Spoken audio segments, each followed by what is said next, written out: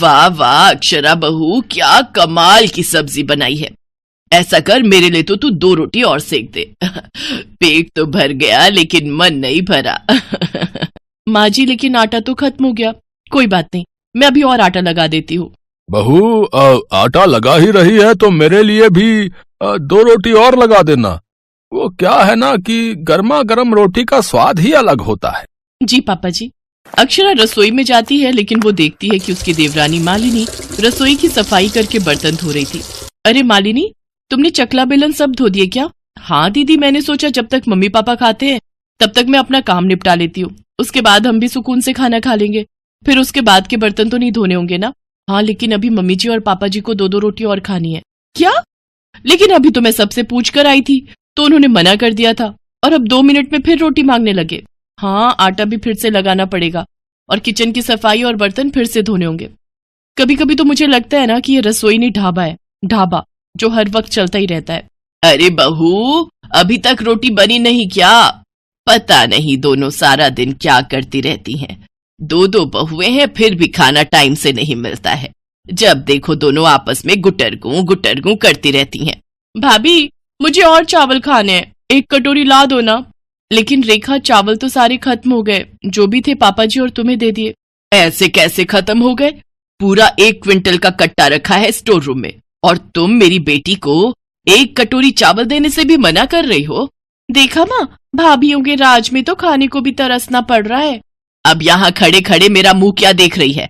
जा जल्दी से कुकर में 1 सीटी लगवा दे। चावल तो कुकर ने बनाने हैं, तूने थोड़ी ना। अक्षरा गुस्से में रसोई में जाती है।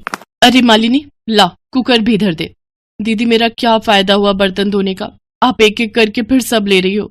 अरे तो क्या करूं? तू कितना भी घिस ले, हम लोगों की मेहनत तो इस घर में किसी को नजर आने वाली नहीं। कपड़े मशीन धो देती है, चावल कुकर बना देता है, साबुन बर्तन धो देता है, और हम दोनों दिन भर झक मारते हैं। दीदी, ये तो रोज का ही ड्रामा हो गया है इस घर का। किसी को आखिर में 1 रोटी तो किसी को 1 कटोरी चावल और चाहिए। अरे बर्तन तो पूरे ही गंदे होते हैं ना। ला, अब दे ना बर्तन, अब हम और कर भी क्या सकते हैं। अगर नहीं दिया खाना तो लोग कहेंगे 1 कटोरी चावल और रोटी के लिए बहू ने अपने ससुराल वालों को तरसा दिया। दोनों बहुएं फिर से काम पर लग जाती हैं। इसी तरह वो दोनों सारा दिन किचन में ही लगी रहती, जिस वजह से वो ना तो ठीक से अपने बच्चों की पढ़ाई पर ध्यान दे पाती और ना अपने पतियों के कपड़े समय से प्रेस कर पाती। उन दोनों के 1-1 बच्चा है। सास ससुर और ननद को मिलाकर कुल 9 लोगों का परिवार है। इतने सारे लोगों के लिए खाना बनाने और खिलाने और उनके बर्तन धोने में ही इनका सारा दिन निकल जाता है। दीदी, हम दोनों का सारा दिन रसोई में ही निकल जाता है। कभी कभी तो ऐसा लगता है ये लोग घर में बहू नहीं बल्कि रसोईया ब्याह कर लाए हैं। बात तो तेरी एकदम सही है, सारा दिन ठूस ठूस कर कद्दू की तरह बनते जा रहे हैं। अरे घर में 2-2 बहुएं पकाने के लिए, इसका मतलब ये थोड़ी ना कि तुम 4 दिन का राशन 1 दिन में ही खा जाओ। और तो और अब तो बच्चे भी बड़ों की देखम देखी करने लगे हैं। मालिनी, अब हमारा भी बेशरम बनने का वक्त आ गया है। इनकी अकल ठिकाने लगाने का ना मेरे पास एक आइडिया है, जरा कान इधर तो दे। अक्षरा अपनी देवरानी मालिनी को सारा प्लान समझा देती है।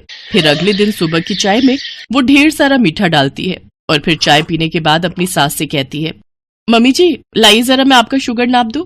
लेकिन बहू, मुझे क्या हुआ है? हुआ नहीं है तो हो जाएगा। ये देखिए आपका शुगर कितना बढ़ा हुआ है। मैं अभी डॉक्टर को बुलाकर आपका सारा हेल्थ चेकअप करवा देती हूँ, कहीं आपको कुछ हो गया तो। अरे शुभ शुभ बोल मरे मेरे दुश्मन। अच्छा, तू डॉक्टर को बुला ले, लगे हाथ तेरे पापा जी का भी चेकअप करवा लेंगे। कुछ देर बाद डॉक्टर घर आता है। अरे माता जी, अपने वजन पर कंट्रोल कीजिए, नहीं तो ये शुगर आपकी जान लेकर छोड़ेगा। और अंकल जी, आपका वजन तो और दुगनी तेजी से बढ़ रहा है। आपको अपने खाने पर कंट्रोल करना है और 2 रोटी से ऊपर नहीं खानी। हे भगवान, ये डॉक्टर तो हमारे खाने के पीछे ही पड़ गया। माता जी, आपको बुढ़ापे तक स्वस्थ रहना है और पोते पोतियों को बड़े होते देखना है, तो खाना तो कंट्रोल करना ही पड़ेगा ना। नहीं नहीं, मुझे इतनी जल्दी नहीं मरना। बहू, तू ना आज से मेरे लिए 2 ही रोटी बनाना। डॉक्टर उन सबका ब्लड सैंपल ले जाता है और शाम को रिपोर्ट लेकर आता है। माता जी, मैंने कहा था ना आपको शुगर है। अब से आपको चावल, आलू और मीठा नहीं खाना है। और बाबूजी, आपको भी कोलेस्ट्रॉल की दिक्कत है, इसलिए आपको भी अपने खाने पर अब से ध्यान देना है। और रेखा, तुम्हारा भी वजन उम्र के हिसाब से ज्यादा है, इसलिए तुम्हें भी अपने खाने पर ध्यान देना होगा। अभी तो तुम्हारी शादी भी नहीं हुई, तुम्हारे शरीर को तो अभी कई बदलावों से गुजरना है। डॉक्टर ये कहकर वहां से चला जाता है। शाम को सब खाने की टेबल पर बैठते हैं तो रेखा कहती है, भाभी 2 चम्मच चावल लाना तो। ये लो रेखा, 2 चम्मच चावल। आप तो सच में 2 चम्मच लाई हो। हाँ तो इस घर की बहू हूँ, सबका ध्यान रखना मेरी जिम्मेदारी है। बहू, मुझे बस आधी रोटी और देना। नहीं सासू माँ, डॉक्टर ने आपको 2 रोटी से ज्यादा खाने के लिए मना किया है, और आपने ही तो कहा था कि अब से 2 ही खाऊंगी, इसलिए आपकी और रोटी नहीं बनाई। और अब हमने सबका खाना हिसाब से बनाने के बाद किचन बंद कर दिया है। आज सब आधा आधा पेट खाना खाकर चुपचाप अपने अपने कमरों में चले गए। तो वहीं दोनों बहुओं ने भी आज पहली बार समय पर खाना खाया और फिर अपने कमरों में चली गई। अक्षरा के इस आइडिया से सबकी आदत और सेहत में काफी सुधार आ गया था। सास ससुर और रेखा वॉक पर जाते, अपनी डाइट पर कंट्रोल करते और खुद के खाने पर ध्यान देते। अक्षरा के उस आइडिया में डॉक्टर भी शामिल था। दरअसल वो डॉक्टर और उसकी वो रिपोर्ट दोनों ही झूठी थी। वैसे तो कहते हैं कि झूठ बोलना पाप है, लेकिन अगर उस झूठ से किसी का भला हो तो उसमें कोई बुराई भी नहीं है।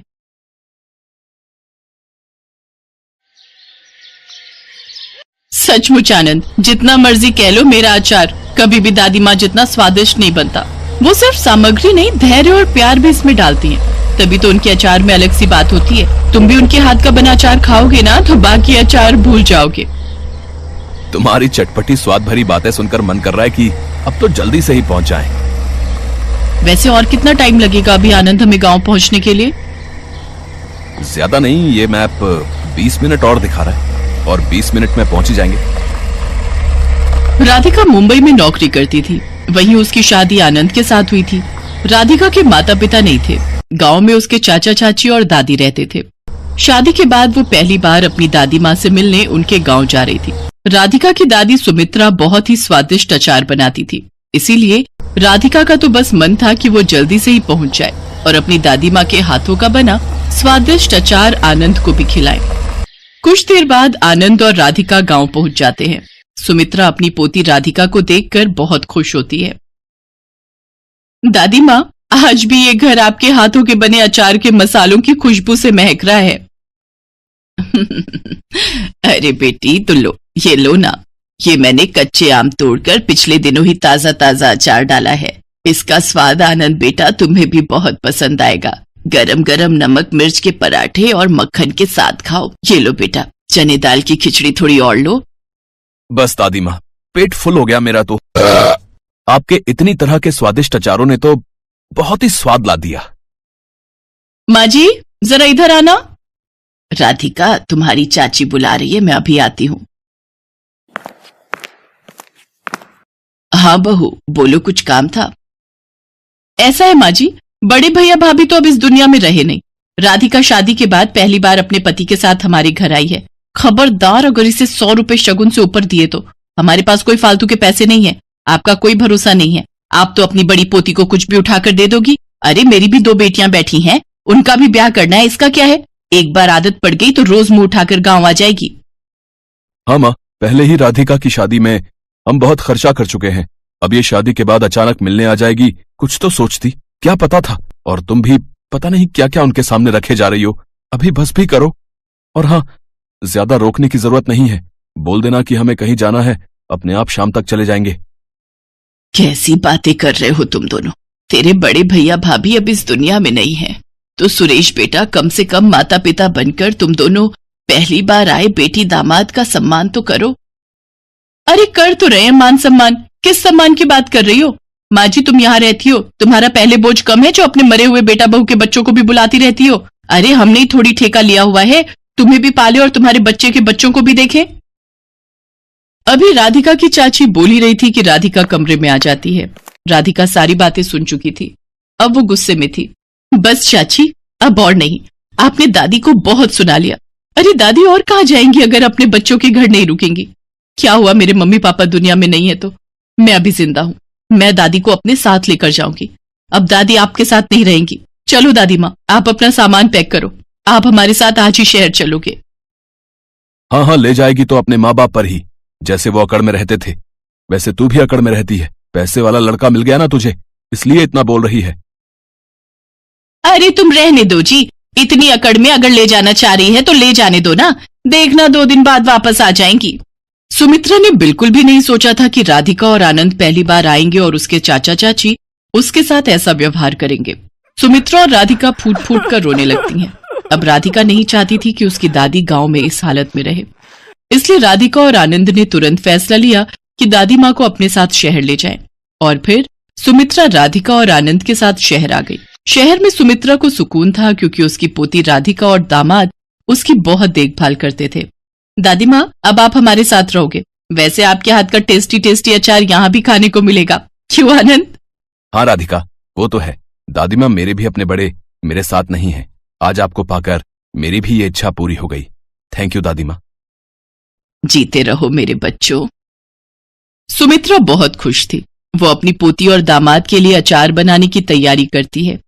राधिका सुमित्रा को बाजार लेकर जाती है। सुमित्रा अपने हिसाब से अचार के आम खरीद लेती है। घर आकर सुमित्रा ने अचार डालने की तैयारी शुरू कर दी। उसने आमों को धोकर काट कर धूप में सूखने के लिए रख दिया। अब मसाला तैयार करने का समय हो गया था। सुमित्रा ने लाल मिर्च पाउडर, हल्दी और नमक मसालों में मिलाया और सबको पीसकर दरदरा मिश्रण बना लिया। दादी माँ, ये देखिए, ये आम धूप में सूख गए हैं। बस तो फिर इन आमों में ये सारे मसाले और सरसों का तेल मिला देंगे। ध्यान रहे बिटिया कि प्रत्येक टुकड़े पर अच्छी तरह से मसाला लगा हो। इसे अच्छे से मिला लो। राधिका, याद रखो बिटिया, तेल को अचार के सभी टुकड़ों पर ढकना चाहिए। तेल अचार को खराब होने से बचाता है। फिर इस अचार को केवल समय की आवश्यकता है। बस अब इसे एक बड़े कांच के जार में डालकर कसकर बंद कर दिया। अब इसे कम से कम 1 सप्ताह तक रखा जाना चाहिए। बस इसे धूप दिलाते रहो और अगर तेल कम हो तो 3-4 दिन बाद और डाल देंगे। सुमित्रा ने आम का अचार तैयार करके रख दिया। राधिका की कुछ सहेलियां उससे मिलने आई हुई थीं। राधिका ने सभी को मठरी के साथ अचार दिया। राधिका, ये तो बहुत ही टेस्टी अचार है। कहाँ से मंगाया, मुझे भी बताओ। हाँ, अचार वाकई में बहुत स्वादिष्ट है। किसी न्यू ब्रांड का है क्या राधिका? हाँ, न्यू ब्रांड ही समझ लो। ये मेरी दादी का अचार है। मेरी दादी अचार बनाने में बहुत एक्सपर्ट हैं। अच्छा, दादी जी, आपने ये अचार बनाया है, ये तो बहुत टेस्टी है। सच, ऐसा अचार मेरे घर पर भी सबको मिल जाए तो बात ही बन जाए। मेरे घर में सब अचार बहुत पसंद करते हैं। क्या आप मेरे लिए अचार डाल सकते हो? मेरे लिए भी दादी माँ, अगर आप अचार डाल दो। मैंने कई बार डालने की कोशिश की पर मेरे हाथ का अचार खराब हो जाता है, रुकता ही नहीं। मम्मी कहती है कि किसी किसी के हाथ का अचार नहीं रुकता है। अगर आप मेरे लिए डाल दो तो मेरी बहुत हेल्प हो जाएगी। हाँ बच्चों, क्यों नहीं। आजकल तो वैसे भी अचार के आम का सीजन है। मैं तुम सब के लिए अचार डाल दूंगी, बस मुझे कुछ दिनों का वक्त दो। अपनी सहेलियों की बातें राधिका ध्यान से सुन रही थी। तभी उसके मन में विचार आया कि क्यों ना दादी के अचार को व्यापार में बदल दिया जाए, जिससे दादी को खुशी मिलेगी और उनके काम को पहचान। दादी माँ, मैंने और आनंद ने सोचा है हम आपके अचार को घर घर पहुंचाएंगे। दादी का अचार अब हर घर पहुंचेगा। हाँ दादी माँ, आपके बनाए अचार की तारीफ बहुत लोग करते हैं, तो क्यों ना आपके हाथों के अचार को एक नई पहचान मिले। राधिका और आनंद की बातें सुनकर सुमित्रा की आंखों में खुशी के आंसू आ जाते हैं। जिस सुमित्रा की उसके छोटा बेटा बहू ने कदर नहीं की, आज बड़े बेटा बहू की बेटी, उसकी पोती और दामाद उसकी कितनी मदद कर रहे हैं, उसे कितना सम्मान दे रहे हैं, ये उसे दिखाई दे रहा था। और फिर सुमित्रा के अचार को पहचान मिली। दादी का अचार हर घर पहुंचा, जिसका सारा श्रेय राधिका और आनंद को जाता था। राधिका और आनंद जैसे बच्चे अगर किसी घर में हो तो उस घर में बड़े बुजुर्गों की बहुत इज्जत होती है और बड़े बुजुर्गों का तजुर्बा उन बच्चों के हमेशा काम आता है। हमारे बड़े बुजुर्ग तो अपने बच्चों में ही अपनी खुशी ढूंढते हैं, पर कुछ बच्चे बड़ों को अहमियत नहीं देते और उनके सिर से बड़ों का आशीर्वाद अपने आप ही हट जाता है। सुमित्रा के छोटे बेटा बहू को जब ये बात पता चली तो उन्हें अपने ऊपर बहुत पछतावा हुआ। सुमित्रा ने उन्हें माफ तो कर दिया, लेकिन वापस उनके पास नहीं गई। वो अब राधिका और आनंद के साथ ही रहती थी और उसकी असली खुशी उन्हीं के साथ थी।